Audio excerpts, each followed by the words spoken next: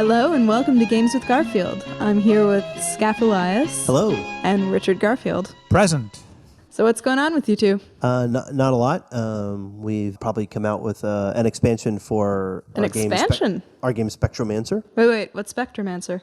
Well, Spectromancer is a computer game that Skaff and I designed with Alexei Stankevich. He's a Belarusian game designer that designed a couple games I really liked, and so we teamed up for Spectromancer, which we released a year and a half ago. Yeah, about that. And his original game was called Astral Tournament, which we loved, and Spectromancer is an update of that game. Richard and I added a lot of stuff to it. So how long did it take you to develop? We worked on Spectromancer for a few months. Yeah, it was spread out over a long period of time for various reasons. The actual work time was probably like 6 months or something on it. Of course, as we said, the basic framework is Alexei's. He's a very talented designer. It superficially looks like a trading card game. It looks like Magic, in fact, but it's mechanically very distinct. So do you want to tell me what the basic mechanics are? What's the basic game?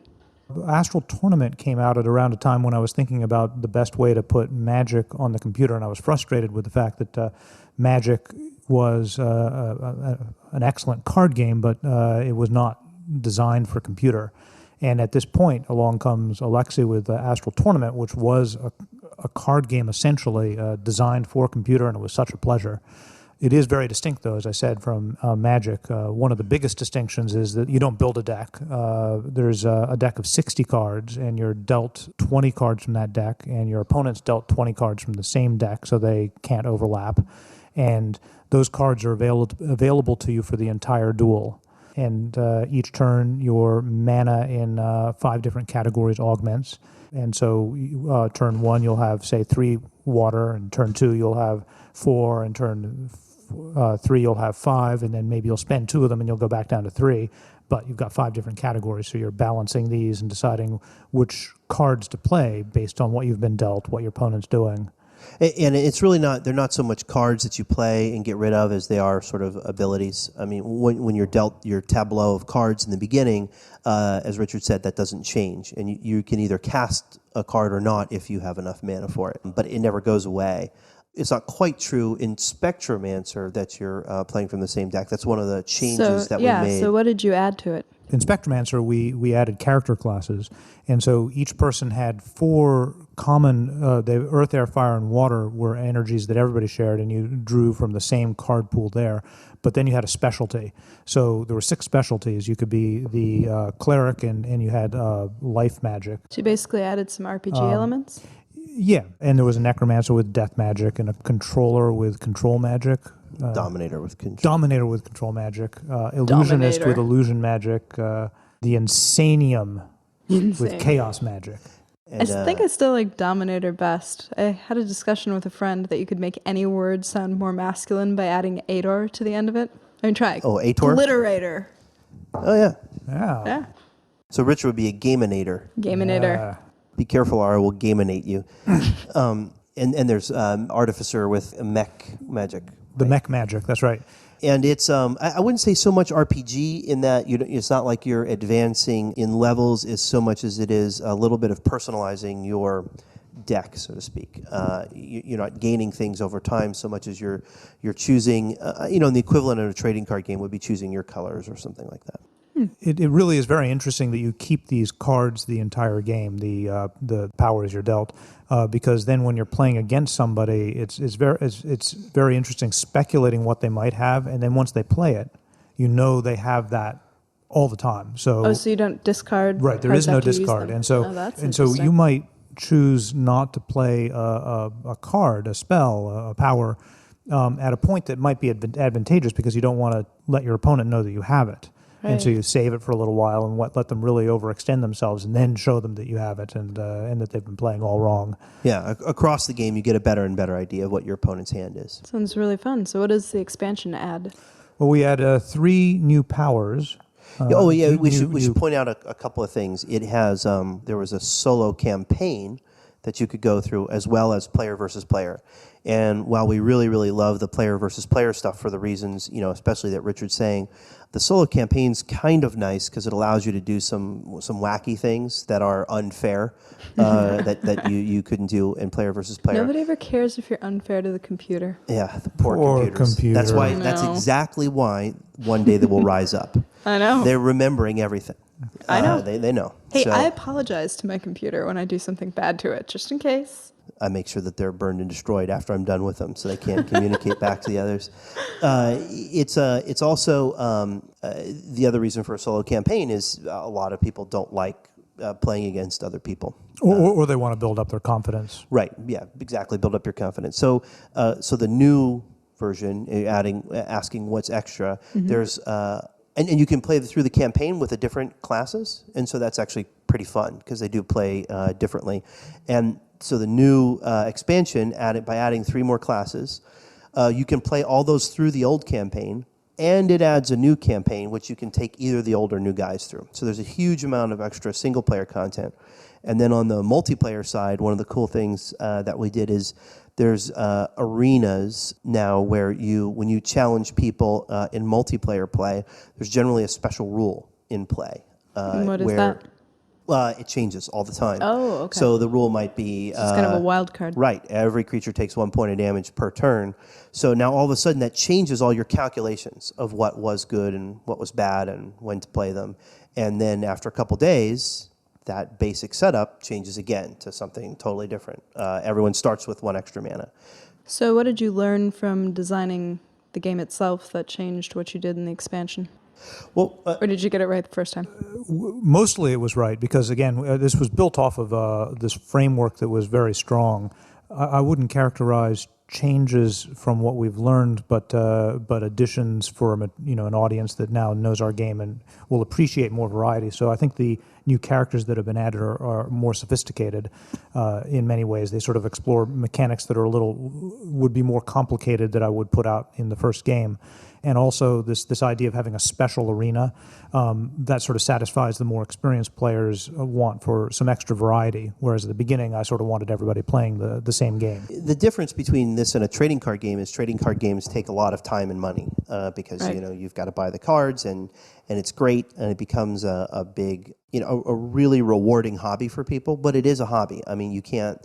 It's difficult to dabble in those things. So purposefully, we wanted to set this up as... Do you think you've lost anything in losing the collection mechanic? This isn't... Spectromancer is not going to be, your hobby game. for life, like Right. Magic could be. But that's on purpose because people have a lot of pressures on their time. I mean, what do we want? We want you to play Magic and love Magic. And then if you want a secondary game, you can't necessarily take on a second trading card game. That's a big expenditure. investment. So this gives you a lot of the excitement of a trading card game in terms of the variety that appears in play and a lot of the mechanics, but it's not a huge investment. It's something you can do on the side. So can you play the single-player campaign in the expansion without having played the first game's single-player campaign, or do you need to? Yes. Okay. Yes. Yeah. I should say also, when it came out, actually one of the most, the hardest things to explain to people on the forums and such was that it wasn't collectible. Many people recognized that that's what we were going for, but because the trappings are so reminiscent of a game like Magic that people expected to be able to build decks. But the problem is, I mean, the mechanics of it don't really suit itself for that, so it's not something you can easily add and still have a good game. And again, it was something we were after. We were after something that was different. And those players that were looking for that seem to have lost track of the fact that historically games aren't collectible, right? And this is more in the design space of older games. You mentioned that you view Spectromancer as a good secondary game for people who already play Magic.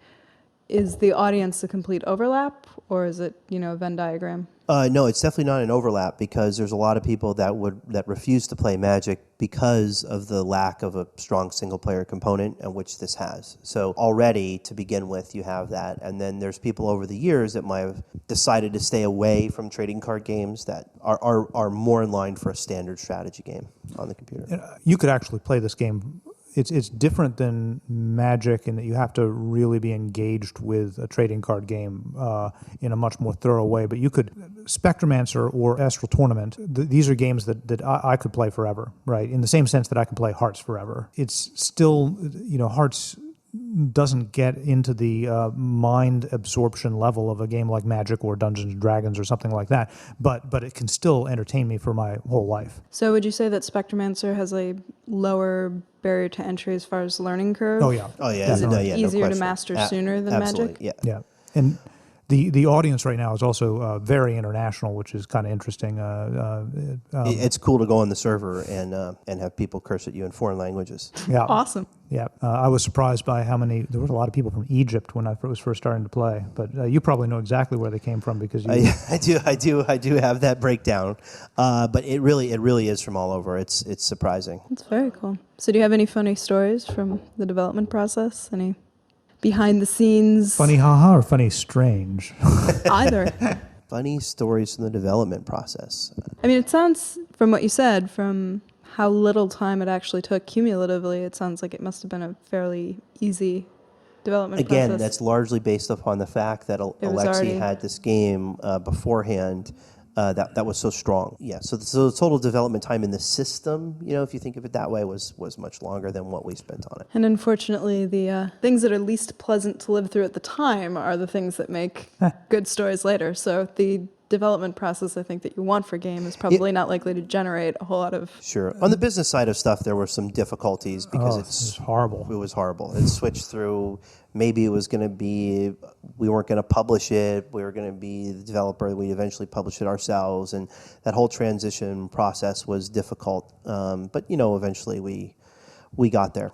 Yeah, so. Originally it was going to go up on like the Gen Con site, and they were going to be the prime hosts of it, and that fell City through. Games And then that was our breakdown of responsibilities with our Belarusian partners. That was, we were in charge of getting it up, and we found that to be a real chore. But we managed, and now we got it in a lot of places, and they've been wonderful partners. It's on Steam, and the expansion is not yet up on Greenhouse, the Penny Arcade site, but the original was, and the expansion will be up there soon. And it's on the Impulse Stardock and a whole bunch of other Gamersgate and a whole bunch of different if somebody who's sites. Listening to this podcast they should wants go to check it out. www.spectromancer.com. Is that the best because place to get information? That's our site. I'm sorry, I didn't catch that. I think that's www.spectromancer.com. But there's forums there, and there's a lot of extra stuff there. So it might be. So what demographic do you think? And we would get a actually, higher percentage at www.spectromancer.com. So what demographic do you think would be people who would actually really enjoy this game who aren't already playing it? Honestly, anyone that's ever liked computer strategy game, I really do think it's pretty close to that broad. Obviously, it's going to, because it has a fantasy IP, it's going to skew a little bit younger and probably a little bit more male than a generic Minesweeper. But but it's not a casual game. it's not a casual game, but I'm never really sure of the definition of what constitutes a casual game or not. Fair. It is not Minesweeper. It is certainly easier to play, although again, it's got a fantasy IP. Certainly easier to play than some games that are classified as casual games. So I don't really 100% understand that definition. It's quick. It takes probably 10 minutes for a game, so you can play it very fast, which is one thing, and there's not time pressure. It's not like you've got to click fast or anything, which is also nice. Yeah, and you exactly. only have each turn you only have a couple dozen decisions that you can choose between. It's not like a vast amount. So it is very much a strategy game, and there aren't any twitch elements. No twitch. Yeah, No. It's a strategy game. It's other than how fast you can get to www.spectromancer.com. I wouldn't call it a casual game. I don't mean to say that it might be. However, if someone said, I love casual strategy games, I would recommend it to them in a second. So, is there such a thing as a casual strategy game? There should be. There should be. Yeah. Is that the next project? The more there can be, the better. I love strategy games, and I love casual games, and often the strategy games are too complicated. And so I'm constantly trying to figure out ways to make them more like Spectromancer. I mean, I would call Solitaire a casual strategy game, or any of the versions of Solitaire. Well, I mean, all games have some strategy, right? But when we talk about a strategy game, we're talking about a specific. No, not. At least we don't. Oh, okay. Whack-a-mole doesn't have too much. That's true. It's not principle. There is some true. strategy. There is though. some strategy, but Yeah, I mean, in general, when I hear people talk about strategy games, they're talking about real-time strategy. Well, this is specifically not real-time strategy. This is turn-based. right, and turn-based, of course, is an underrepresented genre.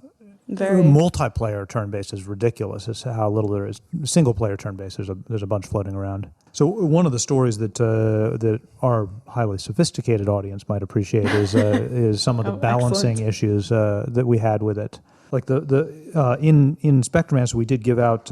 You could play a third of the campaign for free, and you could play one class online for free. So we gave them the cleric, and I had one constraint that I asked for in the beginning, which is that whatever class we gave out for free, it shouldn't be clearly the best class. I don't care if it ended up being, tied for first with a whole bunch of other classes, but just not be like obviously the best class, so that maybe, there'd be a good reason to purchase. I would think you would give out the weakest class free. That feels bad. I mean, that wouldn't have been bad, but it would feel slimy. Like an average class. I don't necessarily mean.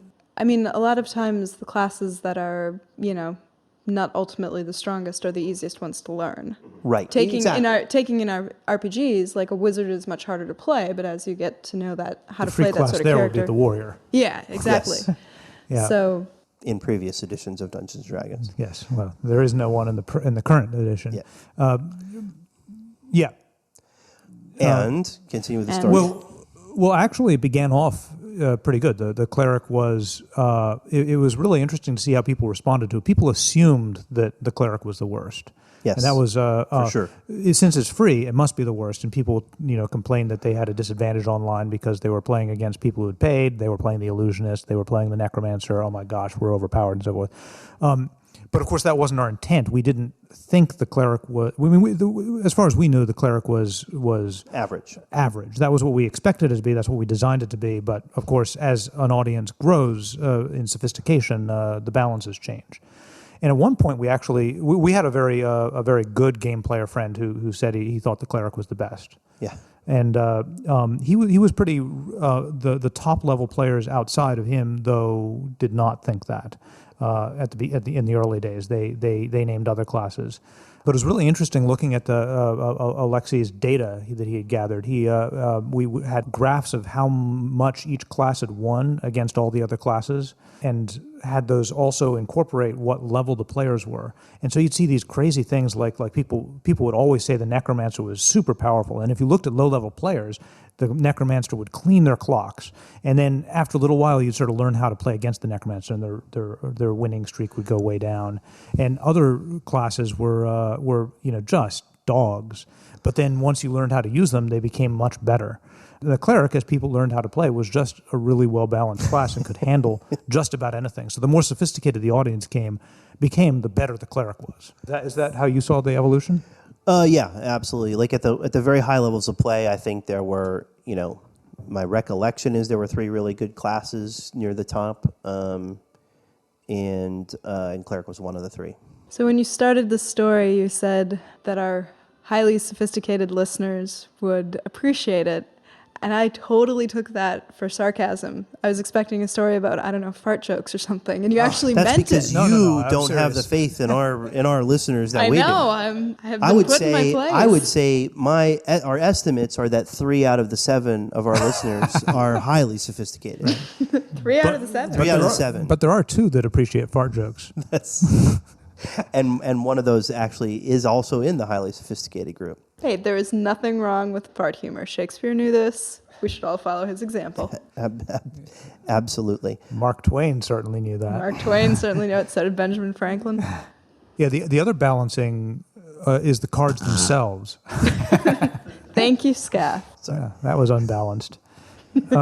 Just because you say my name and they can't see what happened doesn't mean that everyone doesn't know it was you. Oh, no. Well, I see where this is going. Sorry, Richard, you were saying? Yeah, so the other balancing issue was balancing cards themselves, people's power, and people. There was a lot of complaints about individual cards, and it was really interesting to see them discussed on forums about how unbalancing these cards were and how the person who got dealt them always won. When Alexei, of course, was very attentive to all these and collected more data than I ever expected him to collect, and he would say, "Oh, when you get dealt." Wait, do the accent. Do the accent. Drained souls. There we go. Much better. You win 51% of time. And so he'd have these things like there's 1% advantage, 3% disadvantage, things like that, and put these up, and people just wouldn't believe them. But this is what they are. But of course, these are across all categories too, so they can be really misleading. In that for beginners, maybe that means that for beginners they win 75% of the time or 100% of the time. But then for advanced players, they win So were you 20% surprised of the time. that he exposed the mechanics that much? Because in general, I haven't seen a whole lot where game designers come out and say, if you use this combination, you'll win 3% of the time. Well, remember here, it's not quite like that in that you don't have the choice of what you're dealt. True. So it's more like poker. It's kind of depending upon what your opening hand is. Understanding your percentages relative to other hands and that sort of thing. I think it's closer to that than. Oh, go ahead. And Alexei, I think his instincts are to be more protective of the data than my instincts. I'm usually very open with it and want to tell people strategy, because I think for a good game, the more strategy and information people have, the better experience the audience is going to have. And but he's been very receptive to that. And so when we talk about getting data, he gives it to me, and then I'll ask him if we can share this, and he usually doesn't have a problem with that. So it all came from you guys? The players themselves didn't figure out this particular combination?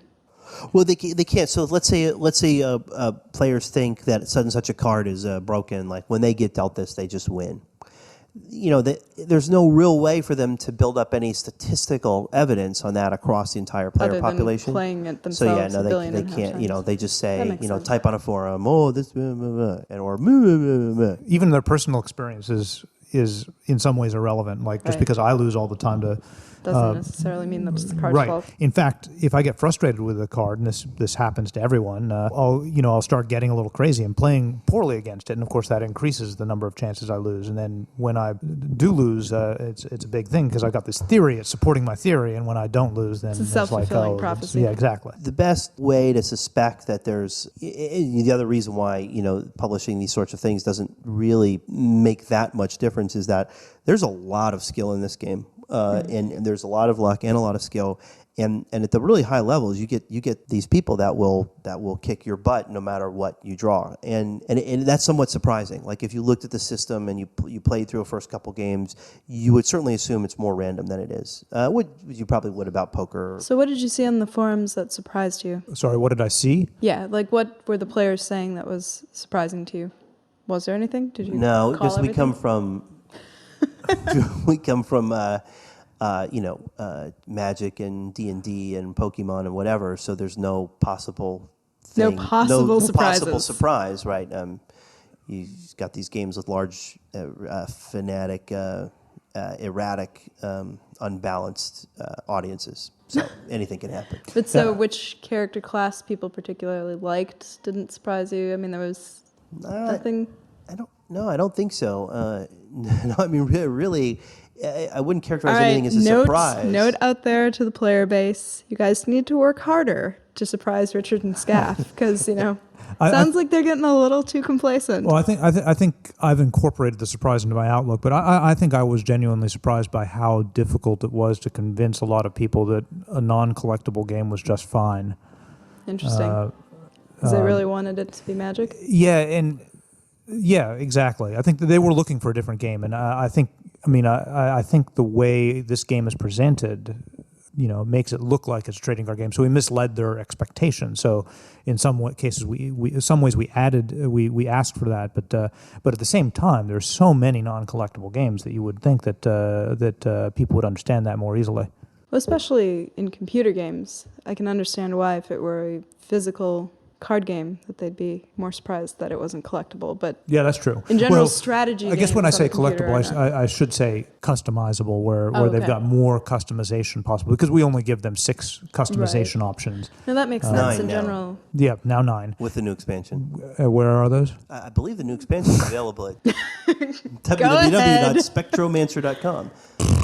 That's SPECTROMANCER. Awesome. So if you have one other thing, what's the one thing you want people who have not played Spectromancer to take away from this podcast about? That they should go to. No, sorry. Other than they've that, got that. I think we're good on that No, one. I really, it is sort of what Richard's saying before is, if you like strategy games at all, really of any kind, it is a free download, to get the first part of it. You can even play multiplayer for free. So, you're not losing it. Go check it out. Tell your friends to go check it out. Play around with it a little bit and keep your mind open because it's. I think the depth of play will surprise you, and especially with the changing, the alternating arena now for multiplayer play. It's really, really, really fun to sort of just have to restructure all your strategy, thoughts, and decisions. As the base arena changes. Well, Richard? I'd like to say that if you haven't tried it, you should try the free sample. And the free sample certainly may be enough for you. It's a very generous sample. You can play. People played, and as far as I know, still play the free character classes, and it's a perfectly good experience with just that one class. But the thing which excites me most about this game is that it's in this category of games which I'm passionate about seeing more of, which is that games that are sort of not paper games, not traditional board and card games, but not all the way to simulation, like a shooter or really a real-time strategy game. This feels like a paper game. It feels like a traditional board game, but it uses the computer in a very effective way. So it emphasizes the markers of being a game. Yeah, and so we talked about Quadradius on this podcast? I think we did, yes. Okay, so I posted an article on Quadradius, but Quadradius is another game that I would put into that category of... I think actually Quadradius might be our next podcast. We've already taped the Quadradius podcast, but Oh, have we? Oh, that's right. We Yes, had Jimmy. That's right. But in fact, or should we say our last one? It depends. What order we post these in. Yes. But yeah, so there's this small list of games which fit in this category of feeling like traditional, feeling really like a game when you play it, not like a simulation. And I'm really excited by those games. Yeah, hopefully we'll see more of them. So on our last podcast, or possibly 2 podcasts ago, depending on if you post the Quadradius one, we promised you we were going to talk about games and narratives, so I think we'll do that next time.